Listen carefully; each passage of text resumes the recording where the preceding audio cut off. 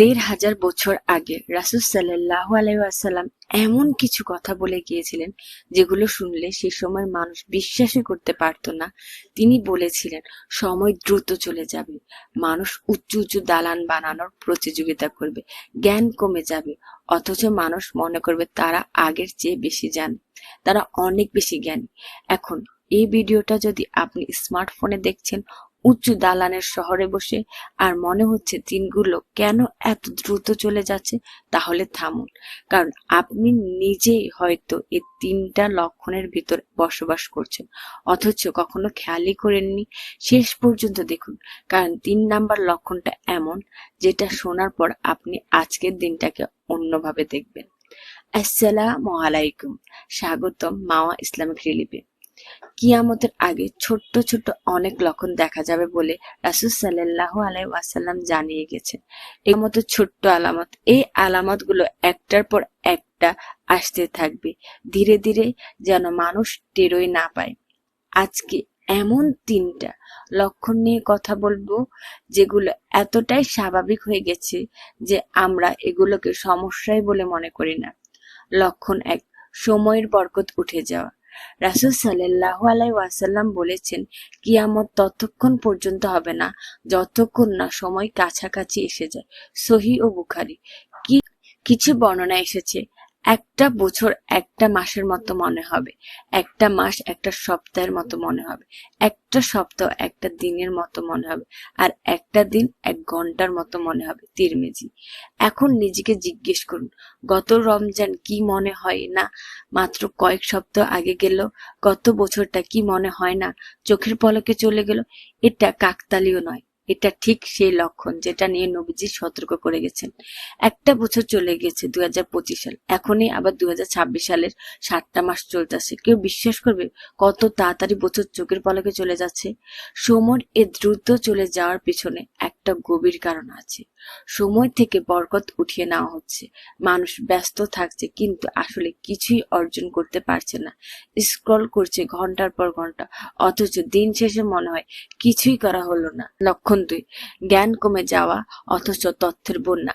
এটা শুনতে অদ্ভুত লাগতে পারে, কারণ এখন তো ইন্টারনেট, হাজার হাজার তথ্য হাতের মুঠোয়, কিন্তু রাসূল সাল্লাল্লাহু আলাইহি সাল্লাম বলেছেন, যে জ্ঞান কমে যাওয়ার কথা বলেছেন সেটা তথ্যের অভাবের কথা না, সেটা প্রকৃত দ্বীনি জ্ঞানের অভাবের কথা। হাদিসে এসেছে, কিয়ামতের কাছাকাছি সময় জ্ঞান তুলে নেওয়া হবে আলেমদের মৃত্যুর মাধ্যমে, আর মানুষ তখন মূর্খ লোকেদের নেতা বানাবে। তাদের কাছে প্রশ্ন করা হবে, তারা না জেনেই ফতোয়া দেবে, নিজেরাও পথভ্রষ্ট হবে, অন্যদেরও পথভ্রষ্ট করবে। সহিহ বুখারী ও সহিহ মুসলিম। এখন চারপাশে দেখুন, সোশ্যাল মিডিয়া যে কেউ কোনো ইলম ছাড়াই দিনের ব্যাপারে মতামত দিচ্ছে, আর মানুষ সেটাই বিশ্বাস করে নিচ্ছে, যাচাই না করে। প্রকৃত আলেমদের কাছে না গিয়ে মানুষ এখন একজন র্যান্ডম ভিডিও ক্রিয়েটার কথা শুনে দিন শিখছে। এটাই সে জ্ঞান কমে যাওয়ার লক্ষণ। তথ্য বেশি, কিন্তু প্রকৃত ইলম কমে যাচ্ছে। এখন ৩, উঁচু দালান বানানোর প্রতিযোগিতা।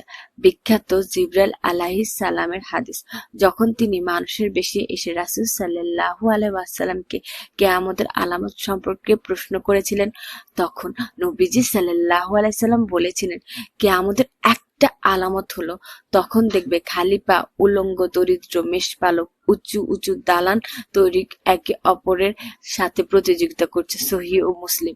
চিন্তা করুন, এই হাদিস বলা হয়েছিল এমন এক সময় যখন আরবের মানুষ মরুভূমিতে তাঁবুতে থাকতো, উঁচু দালান তো দূরের কথা, অথচ আজ ঠিক সেই মরুভূমির শহরগুলোতে দুবাই, রিয়াদ মতো জায়গায় বিশ্বের সবচেয়ে উঁচু দালান তৈরির প্রতিযোগিতা চলছে। যারা কয়েক দশক আগেও মেষপালক ছিল, দরিদ্র ছিল, এটাই এমন একটা ভবিষ্যৎবাণী যা ১৫০০ বছর আগে করা হয়েছিল, আর আজ চোখের সামনে বাস্তব হয়ে যাচ্ছে। আজ যার সবচেয়ে বড় প্রমাণ আমরা। আজকে আমরা সেসব উঁচু উঁচু দালানে বসবাস করছি, থাকছি, ঘুরতে যাচ্ছি, কত না মজা আর মাস্তি করছি। এই ৩টা লক্ষণ একসাথে কি বলছি? এই ৩টা লক্ষণ আলাদা আলাদা মনে হলো, একসাথে দেখলে একটা প্যাটার্ন বোঝা যায়। দুনিয়া দ্রুত চলছে, মানুষ ব্যস্ত, কিন্তু দিকভ্রান্ত। বাহ্যিক উন্নতি বাড়ছে কিন্তু আত্মিক অবস্থা খারাপ হচ্ছে। এটাই মূলত কিয়ামতের কাছে আসার সবচেয়ে বড় ইঙ্গিত। বাহ্যিক চাকচিক্য বাড়বে, ভিতরে ইলম আর ঈমান কমে যাবে। লক্ষণগুলো জানার পর করণীয় কি? এই লক্ষণগুলো জানার পর করণীয় কি? সময়ের বরকত ফিরিয়ে আনতে প্রতিদিনের কাজ নিয়ত ঠিক রাখা এবং অপ্রয়োজনীয় স্ক্রল টাইম কমানো। দিনই জ্ঞান নেওয়া আগে যাচাই করা, যিনি কথা বলছেন তার প্রকৃত ইলম আছে কিনা। নির্ভরযোগ্য আলেমদের অনুসরণ করা, শুধু ভাইরাল কন্টেন্ট দেখে সিদ্ধান্ত না নেওয়া। দুনিয়ার চাকচিক্যের পিছনে দৌড়ানোর সময় নিজের আখিরাতের প্রস্তুতির কথাও মনে রাখা। প্রতিদিন অন্তত অল্প সময় হলো কোরআন ও হাদিস শেখার জন্য আলাদা রাখা।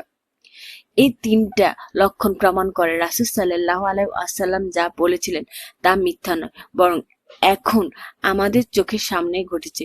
প্রশ্ন হলো, আমরা কি এখনো অবহেলা করে যাব নাকি নিজের প্রস্তুতি নিব?